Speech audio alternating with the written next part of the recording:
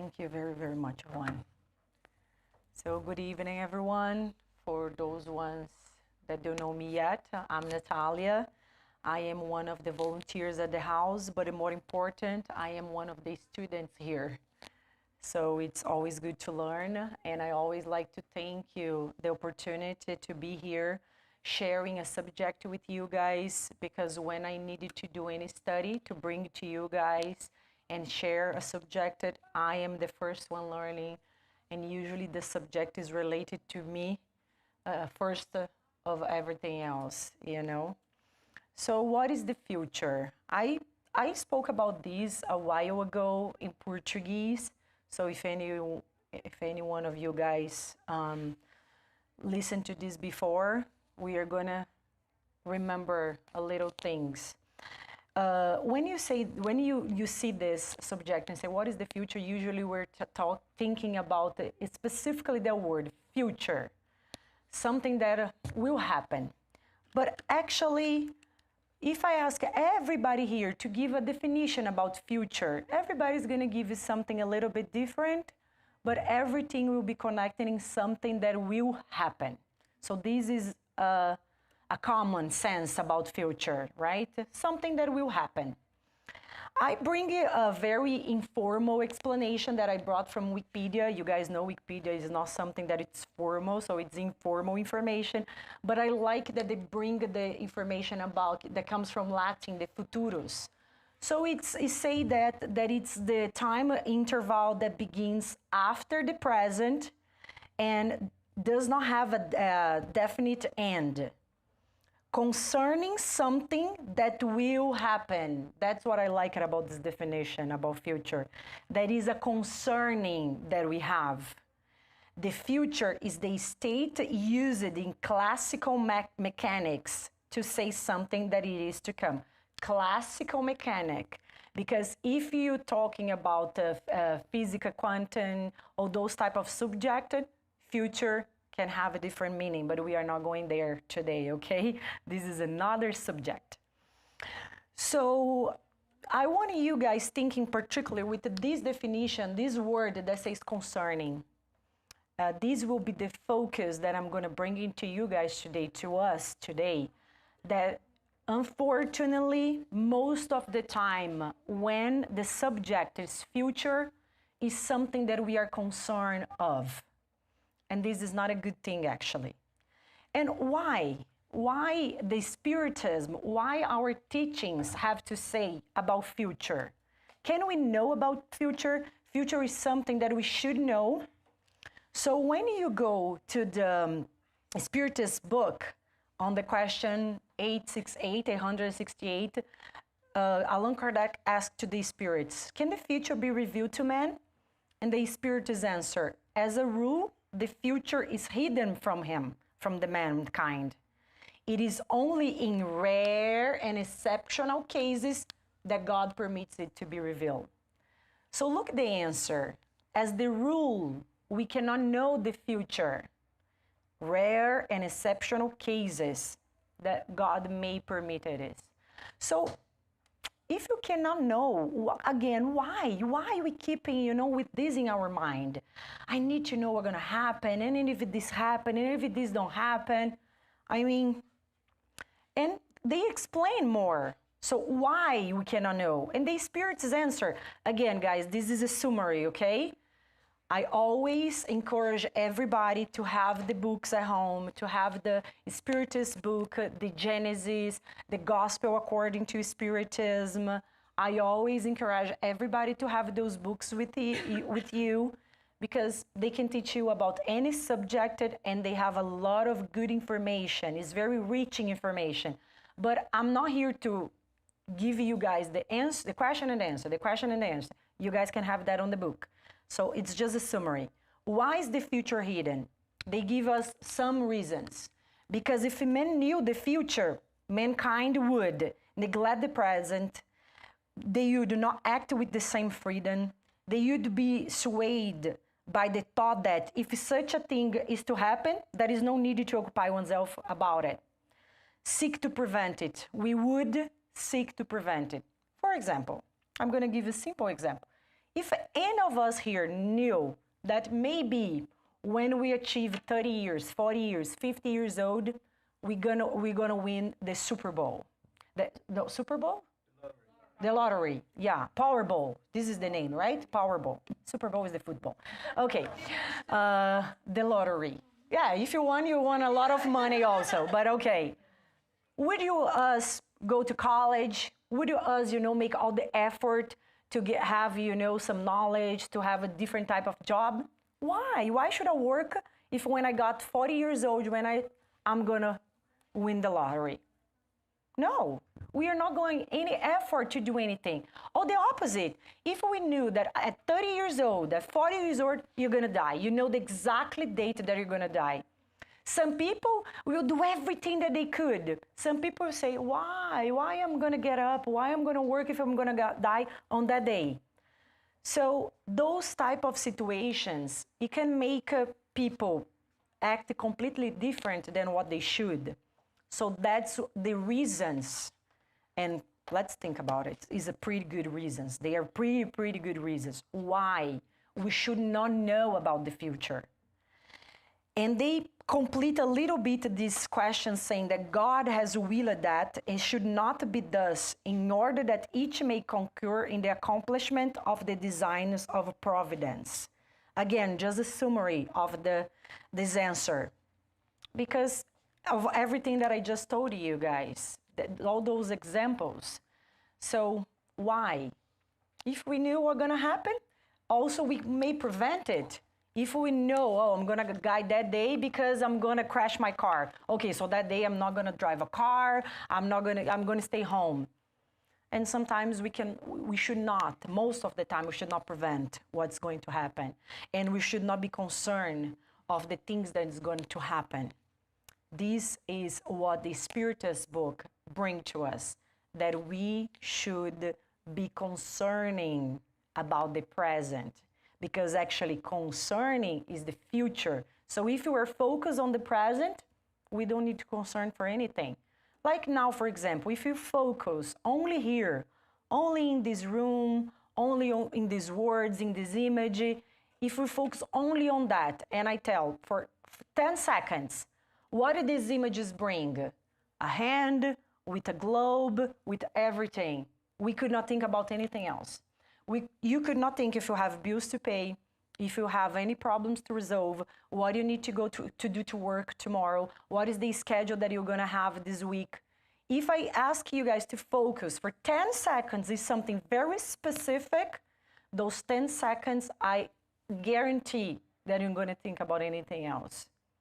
So this is the message, this is the teachings that the Spiritist book brings to us about future in different words. But also a book that brings a lot of information about future. I'm talking to you guys a lot. It's not little. Again, I brought a little, but it's a very, very interesting subject. It's a very, very interesting book, the Genesis and the Genesis, Miracles, and Premonition according to Spiritism. Because the part that say about premonition, see the future, know about the future, brings so many good information, brings so many good teachings that I give you guys here my suggestions. You don't need to read the whole book. The best thing about all those, the principal books that we have, the 5 principal books from Allan Kardec, is that sometimes you see that book that's this big and say, oh my gosh, I cannot read that. Don't read the whole book. You know, we have all the books here. We have in English also.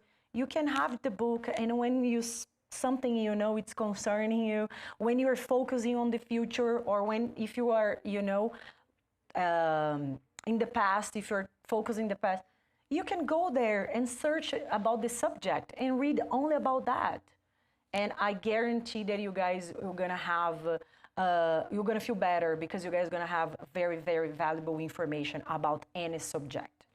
So on the Genesis, on the chapter 15, item number 1, in the middle of the first paragraph, in the middle, that is this: how it is possible to obtain a knowledge of the future. So again, this book is not specifically questions and answer, but is a paragraph that have this question, and right there has something, the summary is this answer. They say the future things, they say, do not exist. I could stop it here. How it is possible to obtain knowledge of the future? Future things, they say, do not exist. They are still in nothingness. How then can one know that they will come? So only these three phrases here, and the book is like one phrase, okay? You could stop there and say, okay, yeah, I'm really waste my time, because actually the future do not exist. So why we keep, ourselves in a limbo, actually? And I'm talking because of myself specifically. For example, today when I left work and I was, driving here, I got a 95. I work in Boca Raton, and as soon as I exited a 95, I saw that ocean of red lights. I said, oh my goodness. So I put on the GPS. I don't need the GPS to be here because I know, but I put on the GPS to have an idea how long it's going to take. And the GPS was telling me that's going to take 1 hour and 20 minutes to do like a 30 minutes, 20 minutes route because of an accident. My heart started to bumping so fast. I was started getting so mad, like, why this is happening? And I started thinking, how can I, how can I be not here? And I did a crazy thing, I'm telling you. I drove by the grass and I exited the 95 in the opposite way, and I don't care. I just left the 95. I could not stay there because my heart, I'm gonna die in a heart attack if I stay there for 1 hour and 30 minutes. I swear to you. But that's why this subject is so important to me as well. Because I was concerned about, and if I don't get there in time, and what's going to happen, and why everybody cannot organize themselves, so we can walk with the car, and why I was doing that. Again, because I was not paying attention on the present. I was focused in the future, for everything that could be wrong. So, but that future do not exist yet. I did not know what's going to happen if I stay there. But our brain starts to go, crazy, literally crazy. So also, a little bit further, they say that the examples of verifying predictions are numerous enough, from whence it's necessary to conclude it is a phenomenon of which we have not the key, for there is no effect without a cause. So this book, The Miracles, the Genesis, is telling us the two things. First of all, the future does not exist. Okay, why? Because again, it's giving us the message to don't stop our lives for that. To don't, why we go, how you guys call in English the people that read the cards?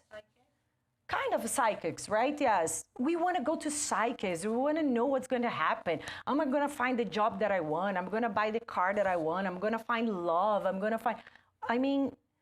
This is what the book's telling us. Don't pay attention on that. Don't focus on that. But as soon as this chapter specifically is about the premonitions, they are saying that, yes, we do have examples of predictions, and numerous enough, but there is a reason when this happened. And the book explained to us, because sometimes when you are talking about this is the question that the people say, oh, but when somebody predicted something and blah, yes, there is those cases. The book brings this information, but also the book says that this phenomenon, we do not have the key yet, It's necessary to conclude the phenomenon which we don't have the key yet. But also, they say that if they say there is no cause, there is no effect without cause. And they will say that if the cause that we are going to try to discover is something that is important, they also are bringing us the Spiritism. And the Spiritism is the key to many mysteries that we still have. Again, this book was wrote in 1868. So sometimes I get a little bit confused, particularly with this one. So 1868. So there again, also they're saying that there is a lot of, the key that we still don't have it, the Spiritism could be this key for so many mysteries. And that will provide showing us and others that the very fact of the prediction does not take place to the exclusions of the natural law. So this is what the book is telling us. That when we have predictions, when we have the key for those mysteries, that Spiritism is one of those keys, it is, you know, based on the natural laws. The natural laws, the God's laws. You can find all of them in the Spiritist book. So another book is very, very important. So that's why sometimes we have those premonitions, we have those predictions. But, however, the mankind must concur in the general progress. So why? Why sometimes we can do it? Why sometimes we can have the information? And as certain events must result from his cooperation, he can be useful in certain cases. And he has a knowledge of these events in order that he may prepare the way for them and hold himself ready to act when the right moment comes. So that's why, you know, we can sometimes have the information about the future. But why some people can do it, why some people cannot do it? Because as soon as you are reading those books, as soon as you open yourself to knowledge, you start to question, why this happened? Why that happened? Why is this? Why is that? And they also answer us that sometimes God allow a corner of the veil to be lifted, but always with a useful purpose, never to the satisfaction of vain curiosity. So again, I'm gonna find love, I'm going to buy the house that I want. I'm going to find the job that I want. I'm going to travel to the place that I want. Satisfaction. Completely satisfaction. It's not a purpose. It's not a useful purpose. And also, to do that, such mission can only therefore be concerned not to all spirits, for there are many who of the future know no more than men. So sometimes, particularly now that we are studying the mediumships, the psychographies, a lot of types of mediumships, we need to be careful with the information that we listen to. Because the spirits, the elevated spirits, they tell us on the Genesis that only the spirits well advanced can perform the predictions, the premonitions. Why? Because it needed to be to a useful purpose. What is a useful purpose? Is the purpose of the majority. It's not about, you know, when you are selfish and you want to know about yourself only. If you will have a good life, if you will achieve your dreams. This is not useful purpose in God's eye, in the, you know, advanced spirits. So we need to be careful about those informations. When somebody gets you, oh, I'm listening, you know, the mentor say that you are that, this, and that. You are a very good person. If you're a good person, you don't need to hear that you are a good person. Let me tell you that. So we need to be careful with our ego, particularly when it's about the future. Because as soon as we keep concerning about the future, our life will getting worse and worse. And I'm going to tell you a little bit more why.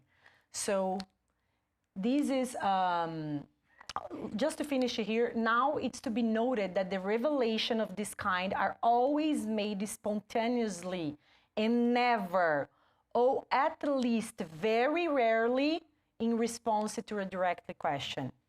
Look at that, how precious is this information. Look how precious are they saying. This is the spirits saying that when you do a direct question about the future and this is not useful, be careful with the answer. Be careful what you listen to. And more important, let's stop to talk, think about future and focus on future. Again, guys, there is nothing wrong in planning a life. Nobody here is telling you to don't plan your life. Oh, so you're telling that, we should, whatever. No, this is not the message. Don't let, let's not let confuse the information here. What we are telling is when our life is focused only in the future. We cannot even feel the present. We cannot even feel our life. It's like today, we are, oh my gosh, tomorrow I need to go to work and do this, and that. So tomorrow you are at work and you say, oh my gosh, I have so much thing to do today, I'm not gonna finish. So tomorrow I need to do this, and that. It's like, a cycle. That is a vicious cycle that has no end. And also, what the science can tell us about this. Because again, these Spiritist books from Allan Kardec, again, is a study. They are study books that you need to read with your open mind, and you need to talk about it. You need to study those books as soon as you can. And when you cannot study, don't worry. Read, try to interpret the information there. But now let's talk about what science can tell about future. Why we have this necessity to keep knowing about the future. So this is what nobody wanna listen to. This is the word that nobody wanna listen to. Anxiety. Actually, this is the subtitle, the subject of the study for today. Because this is what I suffer right now. I just told you oh my gosh, this is anxiety. And I am a person that I have anxiety. Today, a little bit less than 3 years ago, but it's still a lot. And that's why this subject is something that I need to read about it, is something that I needed to know about it, because it's something that can help me. And what the sciences bring it to us, and I put this information from the BBC website was a journalistic article, thank you. It was an article talking about anxiety with a lot of studies in this article. And those are things this article bring, that anxiety is the typical feeling of those who live in the future. Remember the meaning of future? Concerning about something that will come, living in future. It's so interesting that we have a healing work here at the center. And sometimes the doctor asks to the person, do you have anxiety? And the person said, no, I don't have it. So the doctor said, do you think a lot of the past? No, I don't. Do you think a lot of your future, what you need to do tomorrow, what you're going to need to do the weekend? Yes, I do. So this anxiety. So the doctor needs to tell the person that thought that they have about tomorrow, about the weekend, about next month, that the name of that thought is anxiety. And it's the most interesting, guys, I'm telling you, it's not with 1, 2, or 3 people. It's more than 20 people that they ask, do you have anxiety? And the person say, no, I don't. So they change the question. Do you think a lot about things that you need to do today? Yes. Okay, here we go. Anxiety. And I know it's a word that nobody want to hear. But everyone, this is the study saying, everyone is anxious to a lesser or a greater degree. Everyone on earth. So if you think you don't have it, you need to rethink about it, bring it to the conscience, think about it so you can work with. Because as soon as you do it, don't assume that you have it. You don't assume that you have it, you cannot work with. There is no one who has ever suffered. There is no one who has ever suffered from anxiety. I think I lost something there. But okay, you guys got it, the information. Yeah, right? Yeah, so perfect. Sometimes I... So also, what this study is bringing to us... Yes, as I am. Even when I'm talking. Now, for example, I'm looking to the clock and I say, oh my gosh, I need to finish this in like 20 minutes. And I still have a few informations to bring to you guys. So again, it's anxiety because, you know, I'm concerning if I will have time enough to finish. Let's not think about that. Let's come back to the present. So other information that this study brings is that they ask, do we know what anxiety is? Can we really explain it? And they say that the term itself is new and it's just over 100 years old. So let's think about it. We are in the 2021. See, now I'm in the past. 2022. You see? Now I'm depressed because I'm in the past. So 100 years old is expression that it's new, but the feeling it's not new. This is what we need to understand. The expression, the terminology, anxiety, it's new, but the feeling it's not. And but they explained that the first to speak about the anxiety was Freud at the end of the 19th century, and yet with a very precision definition. Anxiety is the fear of something uncertain without object.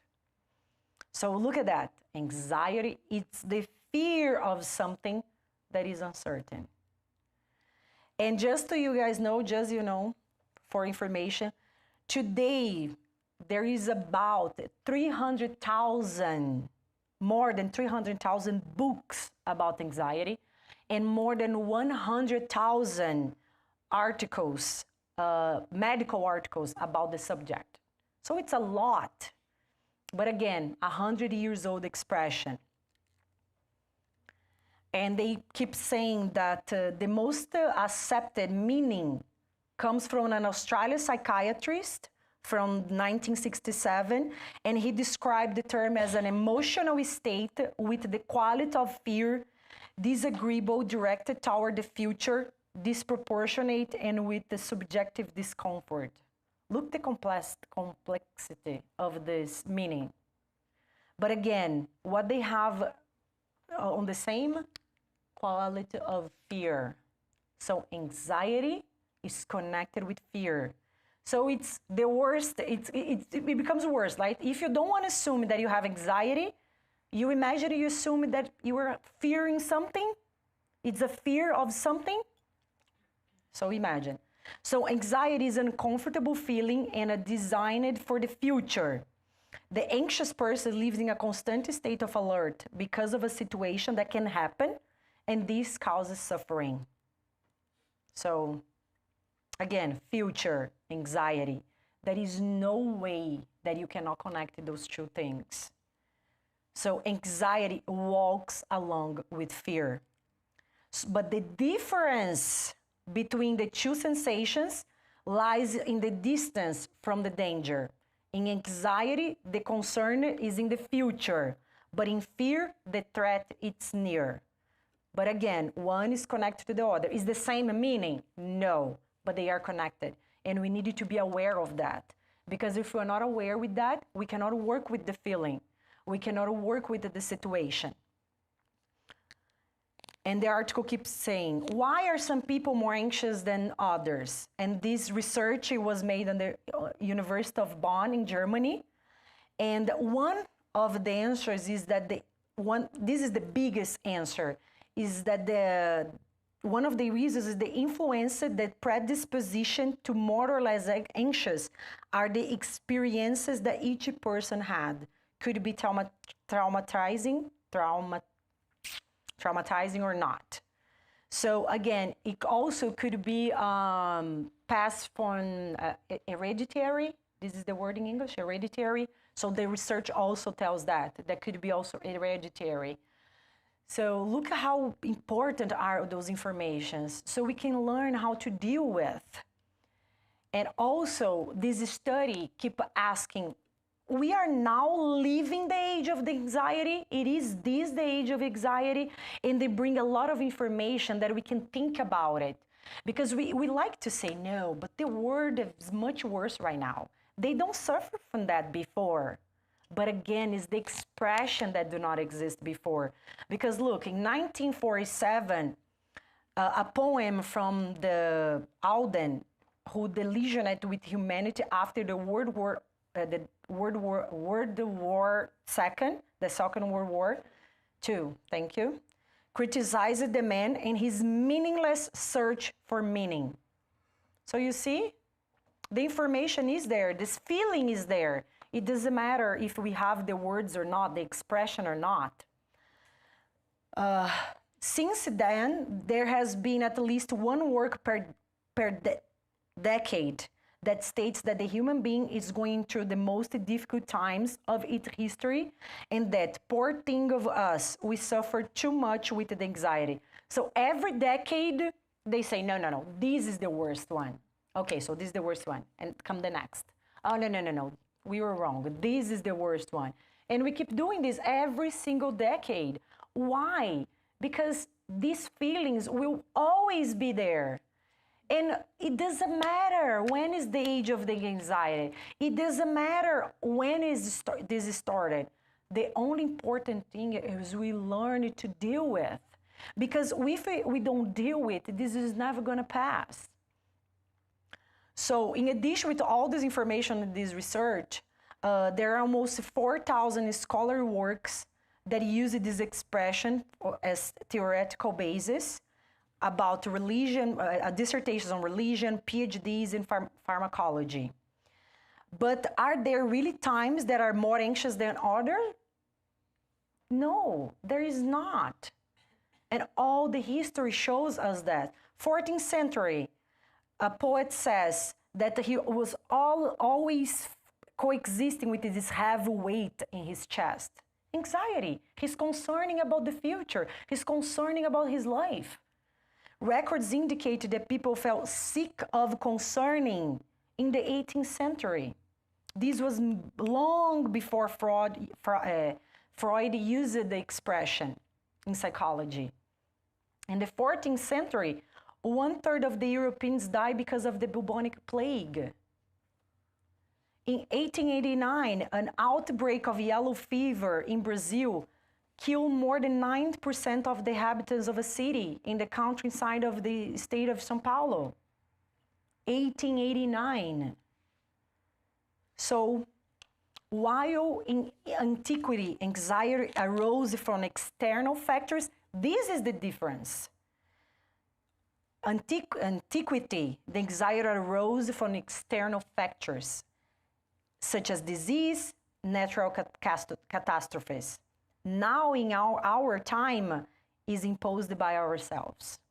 We can even call it a neurotic anxiety. This is the words of this professor of philosophy on the Down University in New York, Christian Perry. Okay, so again, this is not me saying. All of this information are coming from researching for studies. So look how important this is. Also in this book by Renata Salecki, she said that today the pharmaceutical industry does everything it can to sell medicine. There are a lot of people getting medicated with psychiatry drugs. So it seems like everyone suffers from anxiety all the time. So she's a professor in the London School of Economics in England. Look how sad is that. Because of an industry, the pharmaceutical industry, that needed to make a lot of money, they needed to sell drugs, they used this disease, this state of emotion, this state of feeling, to tell us that we are suffering for this all the time and there is no cure. We need to take drugs and drugs and drugs all the time. And this is not true. If you recognize that you are having an anxiety attack or you're having an anxiety problem, you can work with that, with natural information, with natural systems. Then only use drug. Again, we are not saying that sometimes it's necessary. Of course it is. We are not against, medicines. It's not that the point. The point that we need to balance. We need to know how to work with this information. We need to free ourselves of the anxiety in the way when the anxiety control us.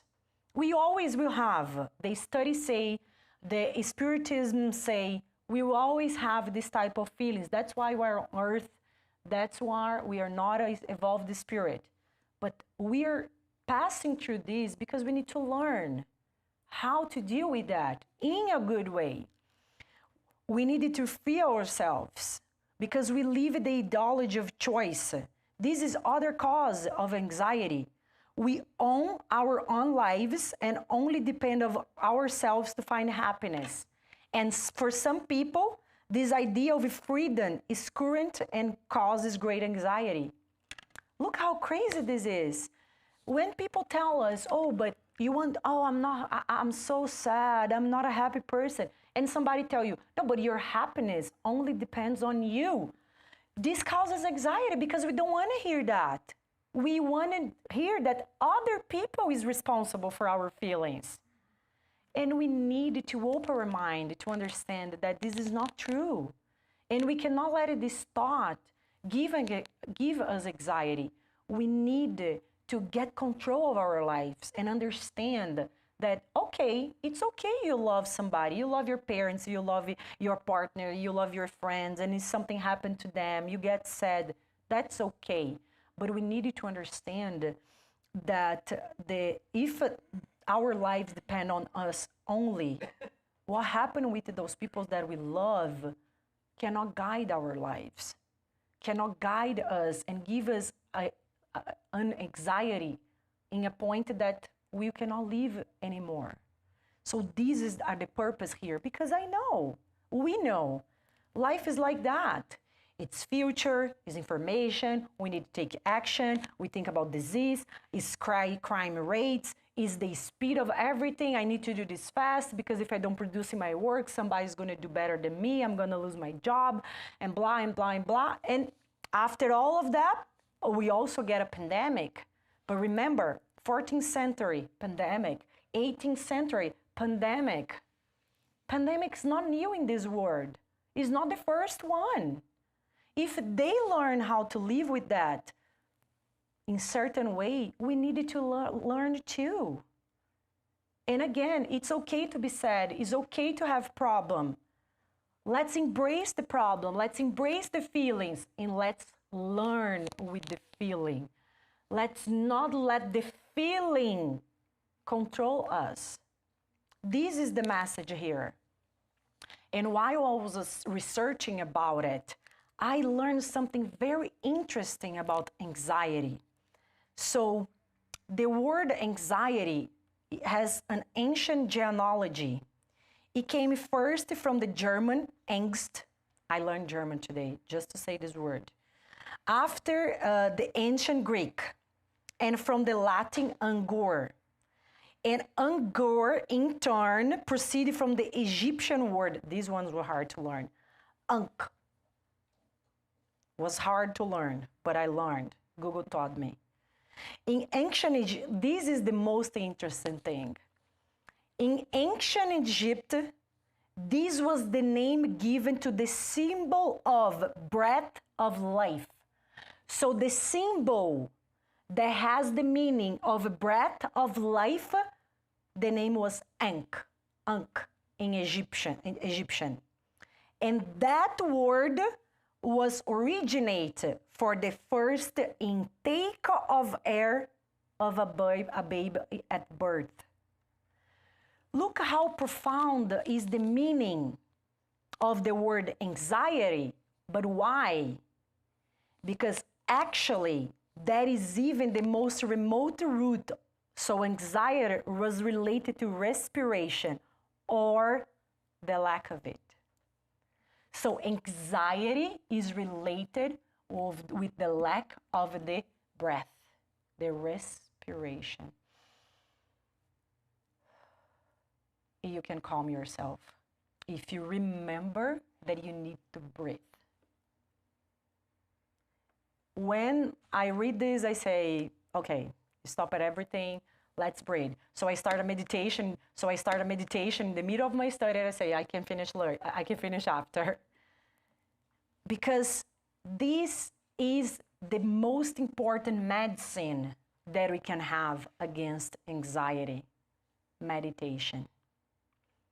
It's for free, do not involve any drugs, will not make anything bad in our body, because some drugs will fix something and you're going to, make something bad, something good. Meditation, there is any contraindicação? Side effects. Thank you. There is no side effects at all. So the most important treatment that you can have against anxiety to get your ink back is with meditation. There is no other way that do not involve drugs or treatments or psychiatrists or any type of thing. Again, therapy is very good. Also, I think everybody should have it. Everybody should do it for as long as you can, for as long as you can afford, because it's amazing for your life. But it's not for anxiety only. That's why. But meditation can free us from anxiety in the way that don't let us have a good life, So let's stop thinking about, the future. Let's stop go to psychics. Let's stop it, with this.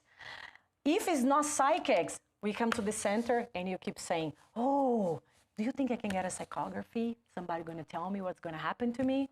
Really? We are not here to that. We are not here to ask to the spirits what's going to happen to our life. What we can have, it's a message from somebody that is in the other dimension, giving us a message, oh, I miss you, you are very important. That's okay. But we cannot ask, oh, do I going to do that? Do I going to find that? Let's stop it with these thoughts, let's stop focus on that. Let's focus on the present. It's something interesting in Portuguese that the word present for the time is also the word for gift. It's the same word in Portuguese. So we have the same Portuguese that the present is a gift, but because it's the same word, so we say the present is a present. But I mean, that's why it has this name actually, because it's very important, it's something that we should put more effort on it, that we should enjoy more. That's why it has this name.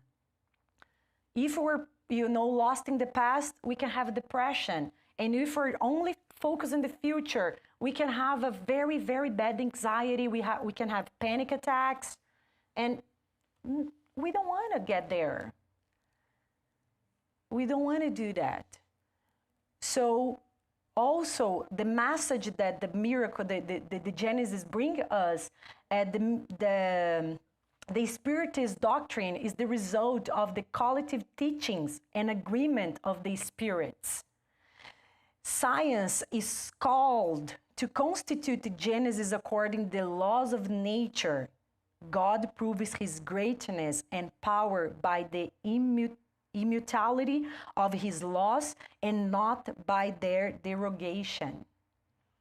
Look at how important this message is. It's there at the Genesis, saying to us that, if you are here, if you are open to the Spiritist doctrine, the Spiritism teachings, actually, the book says doctrine, but it's a teaching, it's not a doctrine. The Spiritism don't want to doctrinate us. It want to teach us. It's just want to give us tools to live to become a better person. So maybe in 10, 20 lives, we can born in Jupiter. We don't know, maybe. This needs to be the goal. But, this is the message, because for God, the past and the future are the present. There is no past and future for God. In the book, they give a very nice example, and I'm going to summarize very, very fast. Like, if you are in a very high mountain, and this mountain has, a road that has like curves, I don't know, but you guys got me. And if you're there, and there is a car that is coming from here to here, so here is the present, here is the future. You are also in the present, in the top of the mountain. And in one of these curves, you saw there is something blocking the passage. This becomes your present because you are in the top of the mountain. But this person that is leaving this place right now, he's on the plain side. He cannot see that he has something blocking his passage. So this is his future. But this doesn't happen to him anymore. So this blockage in the road do not exist. So this is the vision of God. There is no, and when he become here, when he get here and he's, oh my gosh, I cannot pass through because I have, something is blocking me. That point becomes his past. But if you are still in the top of the mountain, this is still your present. So if you thinking with a different point of view and you open your mind to teachings, we can live a better experience in our life. And you can have a better quality of life. And you don't need to, almost die because there is an accident at the 95, And you don't need to keep looking at the clock every, 30 seconds because I'm finishing 5 minutes before the time. So this is the message that I want to bring it to you guys today. The first one is, let's read the books. Let's, read Allan Kardec. Let's study Allan Kardec. Because when you do that, this subject that is anxiety can become something more simple and easier and not something that will make our life miserable. It can become something that we can go through, that we can get better. So thank you very much and have a great evening, guys.